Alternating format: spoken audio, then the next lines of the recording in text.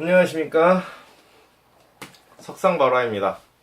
내가 지금 처해져 있는 상황에서 최선을 다해서 너희한테 설명을 할 수 있는 방법으로 설명을 할게.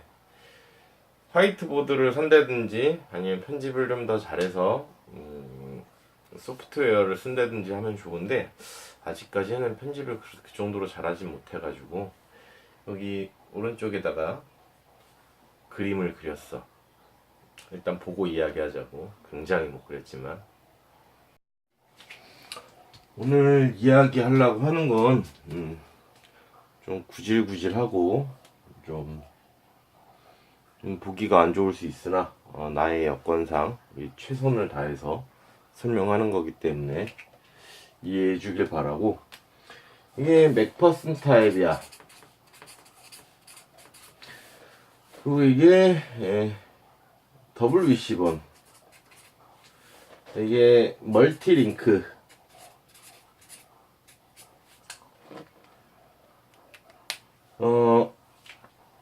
타입이 앞에 앞바퀴 차축의 서스펜션을 이야기하고 있는 거거든. 근데 뭐 승차감, 조종 안전성, 난 그런 걸 이야기하려고 하는 게 아니거든. 근데 구조는 크게 세 가지가 있어. 세 가지가 있는데 요 삼각형 모양. 어찌됐든 밑에 하체를 구조적으로 바퀴 멤버에서 차체든 고정 프레임에서 이 바퀴를 지지해주는 이 삼각대, 삼각형 모양으로 최대한 그리긴 했는데, 이 멀티링크도 잡고 있는 형상을 보면 이렇게 따로따로 독립적으로 잡아주기는 하지만 결과적으로 보면 이 삼각형 모양을 유지하고 있거든. 직사각형이냐 정삼각형이냐 이 차이 있는 건데, WC1 같은 경우는 위아래로 동일하게 잡아주는 거거든. 이 바퀴 차축을 중심으로 했을 때 앞바퀴 형까지, 뭐 예를 들어 이게 전용 구동일 경우 구동축이 이렇게 들어가지, 얘도 구동축이 이렇게 들어가는 거고, 이 사이로 이제 위아래로 잡아주는 거기 때문에 맥퍼슨 타입 같은 경우에 이제 이 밑에 있는 이 로어암, 얘도 로어암, 얘도 로어암, 얘는 이게 이제 어퍼암, 위에 더블로 잡아주기 때문에 WC1이라고 하는 거거든. 근데 내가 이 타입을 설명하는 이유는 이제 그림에서 본 거와 같이 이제 로우암, 난 로우암에 대해서 이야기를 하려는 거거든. 서스펜션에 대해서 뭐 왈가왈부 하려는 게 아니고 우리가 잘 모르는 한 가지에 대해서 이야기를 하려고 그래. 보통 뭐 승차감이 좋네 나쁘네, 우리가 보통 서스펜션 하면 승차감이 좋네 나쁘네 이 이야기만 하잖아, 그지? 난 그걸 이야기를 하려는 게 아니라 우리가 잘 모르는 한 가지를 이야기하려고 해. 내가 일을 하면서 보통 이제 손님이 본인의 과실에 의해서 그러긴 하지. 보통 미끄러지거나 뭐 이제 생각보다 약한 곳을 쳤을 때, 어찌됐든 어떠한 형태든 충격을 가했을 때 망가지기는 하는데, 본인이 과실이니까 과실인 거는 알겠는데 이게 자동차가 장난감이냐고 얘기하면서 이제 따지시는 분들이 있어. 근데 뭐 어떡하겠어, 따지면 욕을 먹어야지.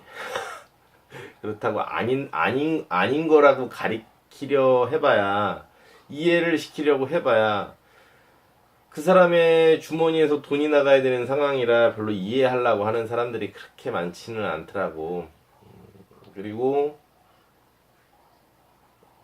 내가 잘못한 거는 인정을 하지만 자동차가 그렇게 약하냐는 거에 의심에서 시작을 해서 자동차의 뭐라 그래야 돼? 자동차의 부품 불량 또는 제조 결함 아니냐라는 듯이 이제 물어보시는 분들이 굉장히 많아. 그래서 이 로우암에 대해서 이야기를 하려고 하는 거거든. 근데 이 로우암이 이 세 가지 타입을 다 봐서 알겠지만 어쨌든 궁극적으로 삼각형을 그리고 있는 거거든. 뭐 맥퍼슨 타입도 그렇고 WC1 타입도 그렇고 멀티링크 타입도 그렇고, 멀티링크는 쉽게 얘기하면은 우리 만화에서 나오는 강아지가 뼈다귀를 물고 막 달리는 장면 같은 거에 보면 그 뼈다귀 부분이 이쪽 볼록, 가운데는 슬림, 이쪽 볼록하지. 근데 멀티링크의 그 밑에 있는 바퀴의 아래쪽을 지지해주는 이 암이 그렇게 이제 강아지가 물고 다니는 뼈다귀 모양처럼 생겼어. 한마디로 뭐 사골이나 소뼈, 뭐 소뼈의 다리뼈 같이 양쪽에는 관절이 있고 가운데 이제 슬림한 형태로 돼 있는데 어찌됐든 궁극적으로 정삼각형이냐 직삼각형이냐 이 차이거든. 요렇게 신용카드를 하나 잘랐을 뿐이야. 원래 요런 그냥 신용카드였어. 이제 신용카드를 반을 자른 거거든. 절반을 자르면 우리가 엔진오일 가려고 차를 떠서 보면 이렇게 암이 바퀴를 지지해주고 있는 암이 좌우에 이렇게 있어. 당연히 구멍은 조금 뚫려있지. 철판이고 플라스틱처럼 생겨있진 않은데 비유를 하려고 이렇게 자른 거거든. 바퀴를 갖다 지탱을 해주고 있는 거거든. 바퀴를 아래에서 바퀴가 바깥으로 벗어나지 않게, 때로는 안쪽으로 밀려 들어오지 않게. 당연히 윗부분은 슈바가 잡고 있지. 맥바스타인 같은 경우는 위에서 슈바가 잡고 있기는 하는데 얘를 위쪽에서는 슈바가 잡고 있고 밑에서는 이 로우암이라는 부분이 잡고 있는 거거든. 그래서 얘가 움직이지 않게끔 잡아주는 건데, 우리가 보통 통상적으로는 과석 방지턱을 이렇게 칠 때는 꽤 세게 쳐도 얘가 잘 잡아주지. 이렇게 잡아줘도. 근데 뭐 눈길이나 빗길에 차가 미끄러져 갖고 똑같은 높이의 과속 방지턱을 이렇게 갖다 친다고 생각을 해봐. 이렇게 갖다 친다 그러면 똑같은 높이에 뭐 그렇게 빠르지 않은 속도로 갖다 쳤는데 얘는 이렇게 되든지 이렇게 되든지 돼.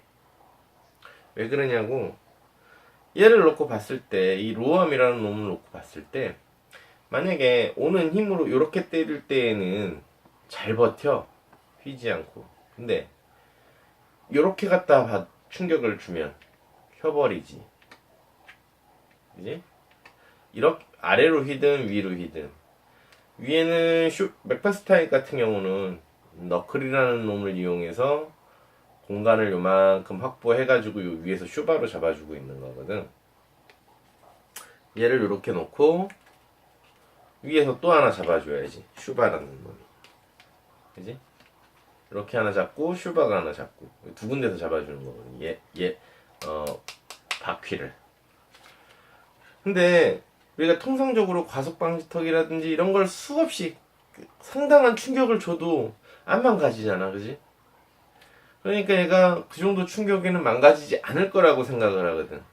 근데 빠른 속도로 달리지 않고 있었고 미끄러운 노면이라든지 불가피하게 슬립이 생겨서 옆으로 갖다 칠 경우에는 얘가 꺾여갖고 자기 발로는 주행하기가 쉽지 않은 상태로 보통들 오시지.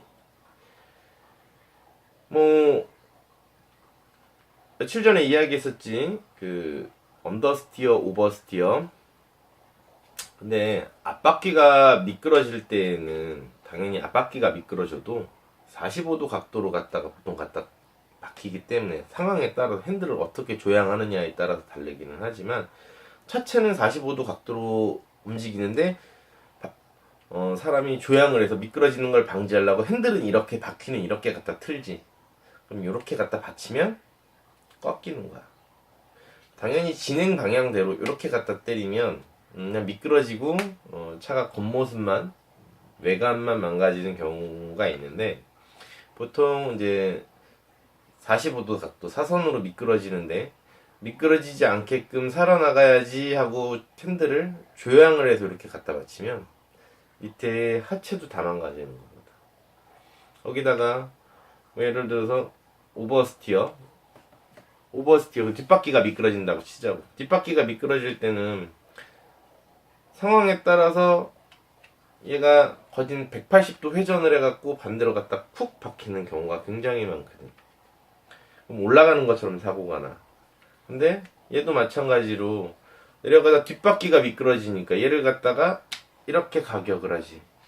그럼 얘가 이렇게든 혀서 주행이 안 되는 상황이 오는 거야. 바퀴가 누워버려서. 근데 사람들은 그 정도 충격에 차가 망가지냐고, 자동차가 장난감이냐고 하시면서 따지러 오시는 분들이 굉장히 많거든. 뭐 일하는 거에 있어서 이런 너희들한테 토로하는 게 아니라 너희들한테 기계적인 원리를 이해했으면 해서 사례를 드는 거야. 뭐 원리를 모르면 의심만 생기는 거거든. 의심만. 그래서 어떻게 보면 정비사들이 약간의 사기꾼, 좀 안 좋은 시선이 있는 이유가 바로 이런 기계적 이해를 못해서 이런 괴리감 때문에 정비사를 사기꾼 또는 나쁜 놈으로 많이들 생각하시는 분들이 굉장히 많거든. 근데 이 기계적 괴리라는 게 분명히 봐봐, 똑같은 충격량 이렇게 줬을 때는 이상이 없어. 근데 왜 측면으로 주는 경우가 쉽지는 않아. 미끄러진다든지 아니면은 뭐 외부 충격에 의해서 뭐 하여튼 여러 가지 증상이 있는데, 뭐 이렇게 고랑천 같은데 낙석에 의해서 낙하에 의해서 살짝 쳤는데 이게 훅 휜다든지 뭐 그러는 거거든. 그러니까 평범하게 그런 증상이 나타나지는 않는데, 보통 와서 이제 정비사들한테 이제 하소연들을 하시는 거지. 근데 하소연을 하면서 이제 제조 불량 아니냐, 나는 잘못한 게 별로 없는데 내가 잘못한 것 치고 너무나 많은 비용을 들여서 고쳐야 되니까 억울하다라고 말씀을 하시는 거거든, 결론적으로 따지놓고 보면은. 근데 그게 자동차 구조라는 게, 구조가 그렇게 생겨서 원리가 그런데 이게 제조사 잘못도 아니고 실질적으로는 본인의 과실이 100%인데도 불구하고 타인에게 죄를 좀 뒤집어 씌우려는 경향이 어찌됐든 제조사든 너무 약하게 만들지 않았느냐라는 식의 다른 사람한테 이 손해를 전가시키려고 하시는 분들이 굉장히 많더라고.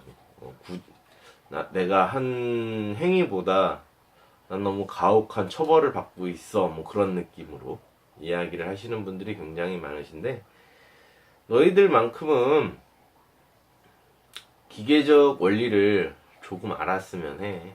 기계적 원리. 너희들이 태어날지 안 태어날지 아무도 모르고, 너희가 무엇을 좋아할지는 아무것도 모르지만, 그래도 너희가 일상생활에서 무언가를 사용하는 데 있어서 많은 도움이 될 거야. 미술을 하든 음악을 하든 뭐 의사가 되든 변호사가 되든 하다못해 청소부가 되든 어부가 되든 농부가 되든 무엇을 하든 간에 너희가 쓰는 일상적인 기계적인 원리를 안다면 일상생활하는 데 있어서 많은 도움이 될 거라고 생각은 해. 뭐 10대, 20대 때야 모를 수 있지. 10대, 20대 때는 그 원리를 안다고 해서 이게 무슨 도움이 돼? 라고 얘기를 할 수는 있는데, 추후에 너희가 나이를 먹고 살아가는 데 있어서 생각보다 많은 도움이 될 수도 있다라는 거. 뭐 안 써먹는다 하더라도 너희가 자동차는 굴릴 거 아니야? 근데 너희들 세대에는 수소나 전기차가 있을 거란 말이지. 근데 너희들 세대의 또 다른 미래에는 자기 부상이나 뭐 자동차가 떠서 다니는 세상이 될 수 있는데, 근데 너희들 세대에서는 아마 뜨지는 않을 거, 그러니까 떠서 다니는 게 보편화되지는 않을 수도 있거든. 바퀴라는 존재가 장착이 돼 있을 경우에는 이 서스펜션 타입이 그래도 들어가거든. 수소차가 돼도 이 서스펜션 타입은 들어가고 전기차가 돼도 이 서스펜션 타입은 들어갈 거야.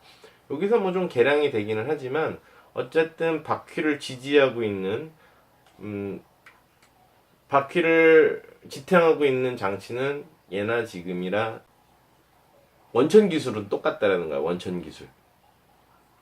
뭐 예를 들어서 지금 앞바퀴만 놓고 얘기한 거거든. 근데 뒷바퀴는 뭐 예를 들어서 뒷바퀴를 옆으로 갖다 충격량을 예를 들어 뒷바퀴를 준 충격량과 똑같은 양이지만 앞바퀴를 준 충격량의 차이는 결과가 달라. 예를 들어 똑같은 힘으로 뒷바퀴에다 충격을 줬을 때에는 뭐 증상이 여러 개가 있겠지. 얼라이먼트가 많이 틀어진다든지 휜다든지 그렇다고 주행이 안 되는 정도는 아니거든. 뭐 타입에 따라서 뭐 깨지는 경우도 있고 그러나 당장 어느 정도 움직이려고 하면 움직일 수는 있는 정도야. 보통 뒷바퀴 같은 경우는. 근데 앞바퀴 같은 경우는 만약에 뒷바퀴가 금이 간다든지 만약에 휠 정도라면 앞바퀴는 그냥 이렇게 누워버리는 경우가 훨씬 허다해. 뭐 뒷바퀴 같은 경우는 완전 고정을 해서 동력만 전달을 한다든지 아니면 따라가기만 하는 형식이지만 앞바퀴는 동력을 전달과 동시에 조향이라는 걸 같이 해야 되거나 또는 조향만 해야 되다 보니까 조향을 하려면 많은 것들이 붙게 되면 조향을 하는데 부자연스럽던가 불편하지. 그렇기 때문에 조향하는 데 있어서 적은 부품으로 지지를 하게끔 만들기 때문에 측면 충격에는 상당히 약하다라는 거 알아줬으면 해. 보통 기계적 원리를 잘 모르기 때문에 정비사들이 보통 욕을 많이 먹는 경우가 굉장히 많거든. 정비사도 신은 아닌데 자동차 정비사가 점쟁이 마냥 뭔가를 넣으면 답이 딱 나오길 바라시는 분들이 굉장히 많더라고. 너희들은 그러지 않았으면 한다. 오늘은 여기까지.